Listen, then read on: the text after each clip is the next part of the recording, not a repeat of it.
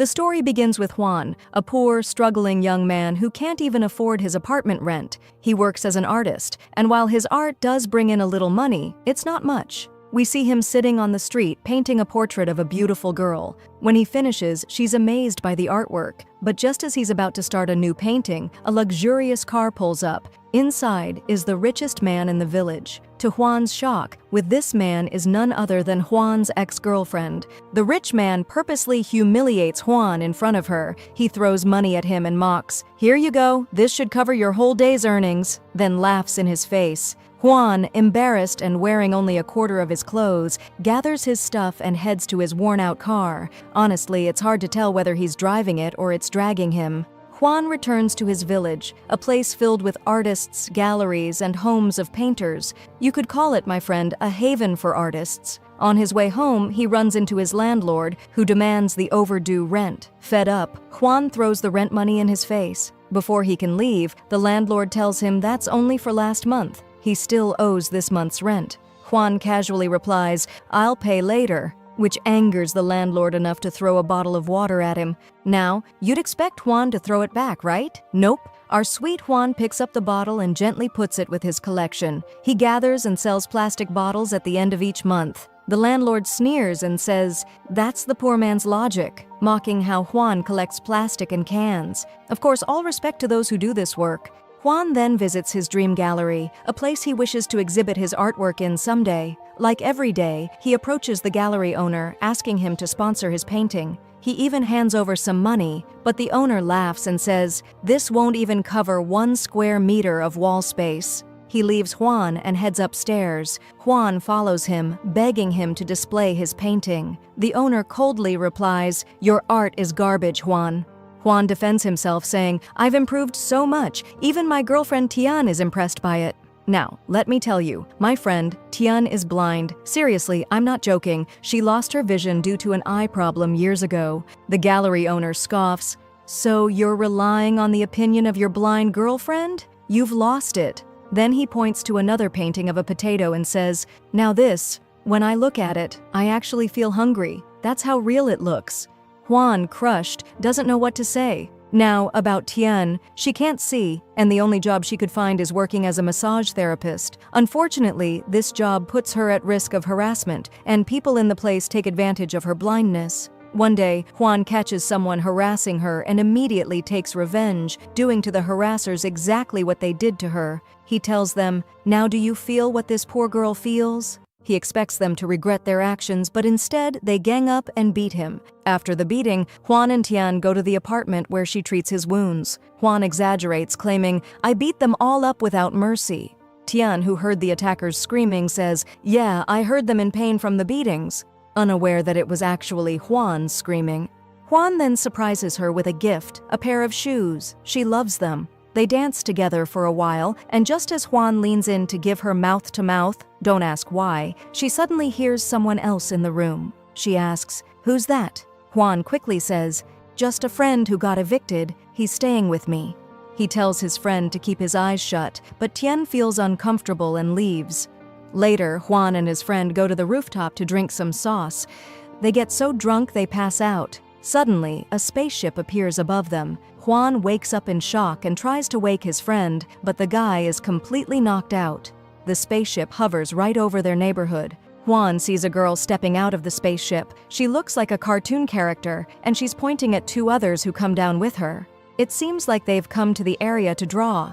Juan tries to take a picture of them, but the fool forgot the flash was on, so the aliens spot him and vanish in seconds, along with their ship. But Juan notices that they dropped something. When he goes to check, he finds it's a pen. Since he's an artist, he keeps it and goes to sleep. The next morning, he wakes up shaken, remembering everything.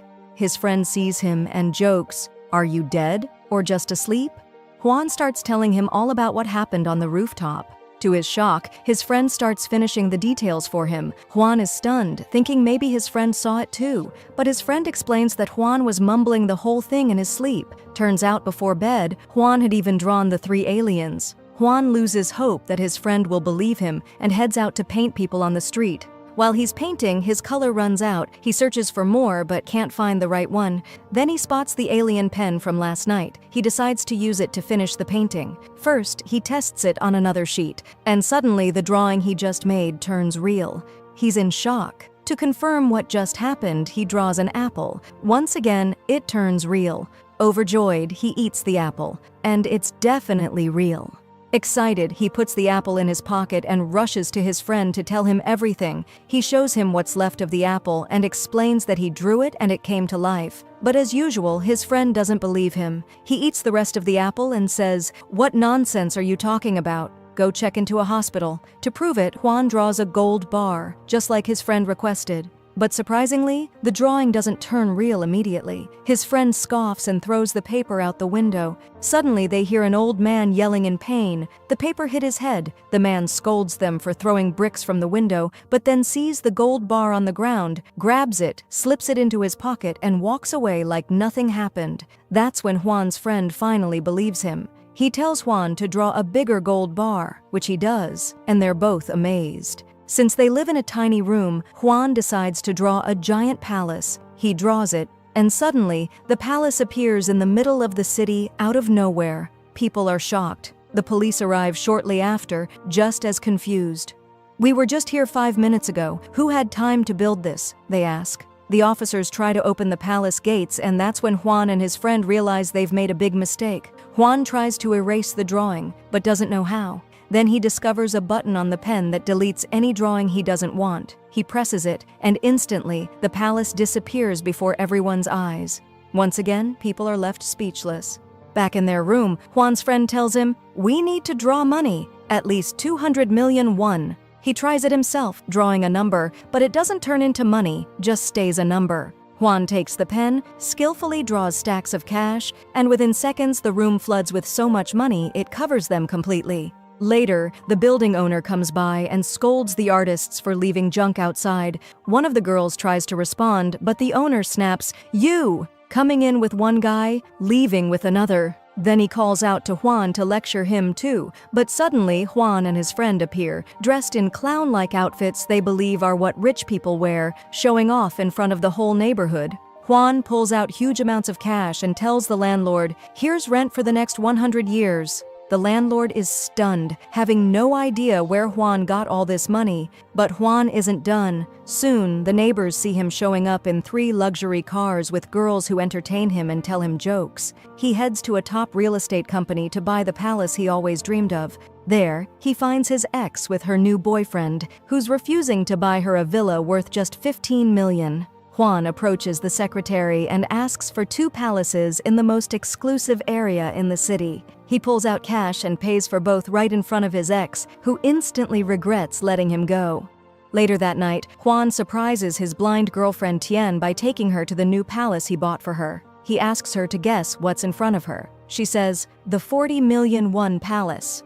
"Everyone's talking about you and the things you're buying." Juan's a little disappointed that the surprise is ruined, but he continues with the celebration. There's a hallway full of guests congratulating Tian on her new palace. And because she can't see, Juan brings a girl whose job is to describe everything to her, from the chandeliers to how beautiful the entire palace is.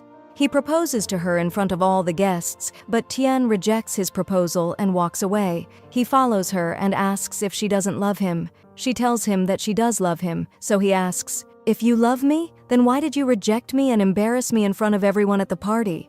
She replies that she did it for his own good, because if they got married, he would be embarrassed his whole life since she's blind and he's rich. He could choose any girl he wanted. He tells her that he's not rich, that all his wealth came from his artwork. She realizes then that he became famous through selling his paintings. He explains to her the story of the magical pen from the aliens. When Tian hears about the magic pen, she asks him to draw her a pair of eyes and make them real so she can see. Juan likes the idea and starts drawing eyes exactly like those of a beautiful girl. They wait for the eyes to come out of the drawing and enter Tian's body, but instead the eyes appear on the shoulder of Mangfa, and it's terrifying. They quickly erase the eyes so they disappear, just like the villa did earlier. Then they wonder, what if they drew a whole face? Would a face appear too? It might be just as scary. So they decide to draw Tian's entire body and draw the eyes on her face so that they appear exactly where they should.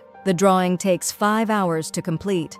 When it's finished, Tian waits anxiously for her vision to return, but nothing happens. She feels like they were just messing with her, so she leaves the house. As she steps outside, she suddenly disappears at the door and reappears from inside the painting, with her eyes open. It worked. Tian can now see. Huan begins showing her around, taking her on tours all over China. Mangfa falls in love with the TikToker he was once dying over. Their lives turn around completely. Huan finally lands an art exhibition to showcase his paintings, artworks that no one used to care about or buy for even the lowest price. Now his paintings are auctioned off and people keep raising the bids. All of this because he became rich, and everyone thinks it's because of the talent behind his paintings. But the idea is that the magical pen doesn't create things out of thin air. Even Tian's eyes didn't come from nothing. At the exact moment she received her vision, a famous actress suddenly lost her sight on a film set. The event went viral and people were stunned, wondering what had happened to the actress's eyes. Even the money they used during the drawing process didn't come from nowhere. The same amount disappeared from a bank, and security cameras caught the money vanishing. The police go crazy trying to understand what's happening. Li Changyi also becomes insanely jealous and starts trying to figure out how Huan got so rich. When he hears about the bank theft, he connects the dots and contacts the police, telling them he knows someone who got rich overnight. Surely that must be the one who stole the money. The police discover that the serial numbers on the money Huan used to buy apartments match the ones from the stolen bank funds. They go to arrest him and Mangfa in the middle of an art auction, just as people are buying his paintings. Huan and Mangfa try to explain that they didn't steal anything, that they have a kind of magic that lets them get whatever they want, but they don't mention the magic pen. They tell the police, "Ask for anything and we'll make it appear right now." The police ask for a Ferrari. Huan and his friend request that no one looks at them while the magic works, and suddenly, a red Ferrari appears inside the police station. The police are stunned, and since there's no evidence of theft, they are released. That night, someone knocks on their door. They're terrified, thinking it's the police again. But it turns out to be Huan's ex-girlfriend, the materialistic one who had left him long ago. Her husband, the painter Li Changyi, hit her out of jealousy over Huan. She came to apologize for not choosing Huan back then and for only caring about money. She tells him she's divorcing her husband and going back to her family, but Huan says she didn't do anything wrong by leaving him. What could she have done with a poor man who neglected their relationship and cared only about his paintings? At the time, his father was sick in the hospital and she truly needed financial help. That's what her current husband gave her. He tells her not to feel guilty. Then he begins reminiscing, losing himself in thought, and tells her the full story of the magical pen. Huan opened the safe to show her the pen, but disaster struck. Her husband had planted a hidden camera in her clothes and saw and heard everything Huan said. Now he knew the secret of the magical pen. Meanwhile, the police officer was reading a report about a Ferrari that mysteriously disappeared from an auto expo. It was the same Ferrari Huan and his friend had summoned with the pen. So the officer went straight to their house. He asked them to hand over the magical device that had been helping them, warning that otherwise they'd be treated as thieves. However, since there was no law against magic yet, there would be no charges if they cooperated and surrendered the pen. Huan didn't hesitate for a second. He was ready to hand the pen over to the police. But there was just one problem. The pen was already stolen. It had fallen into Li Changyi's hands, and he had begun using it with help from his assistants. The first thing Changyi drew was a stunning art gallery he'd always dreamed of owning. Then he drew royal outfits and an ancient imperial palace, the same design as China's historic palaces, basically stealing the image of Chinese heritage. He had his wife tied up and tortured her. Then he drew a beautiful girl from the cover of a magazine to become real so he could marry her. The girl, who had been participating in a beauty pageant, vanished suddenly, taken into Li Changyi's world. Everything he did made it easy for the police to track him down. The officer explained to Changyi that the pen doesn't create things from thin air, it transfers them from someone else, meaning you're stealing. Despite everything, Changyi still insisted he had done nothing wrong. All he did was draw. Then his assistant suggested that he use the pen to draw a new planet they could escape to, somewhere far from the police. So he drew the alien spaceship and it appeared right in front of them. The aliens descended, furious and terrifying, asking who had summoned them and demanding to know where their device was. At that moment, everyone was shocked to see that Chang Yi had drawn a tank, climbed inside it with his assistants, and aimed the cannon at the aliens to eliminate them. But the aliens effortlessly redirected the tank's cannon back at them. It became clear that their physical strength was far beyond human. They beat Chang Yi as punishment for what he had done. He finally surrendered and gave back their device. But one alien grew extremely angry when he saw that the device had been altered to look like a regular pen. He held it up to Chang Yi's face and demanded answers. Huan stepped forward and confessed he was the one who had modified the device to look like a pen. Chang Yi had nothing to do with that part. The alien was impressed by Huan's honesty and conscience. He said this planet is very similar to theirs, where there is both evil and good. He decided they would take their device and leave peacefully, but before they left, Huan asked the alien for one final favor: to return everything that had been created by the pen back to where it originally came from. The alien agreed, and just like that, everything was restored. Every single object, even Tian's eyes, even the plumbing pipes, even the clothing that Chang Yi and his assistants had drawn, all of it was taken back. The aliens noticed the area was filling with police cars and helicopters. The situation was getting dangerous. They realized all of this chaos was because of them. And since their spaceship had also returned to its original location, they had nothing to ride back on. So, the aliens ran with lightning speed to escape before the humans could capture them.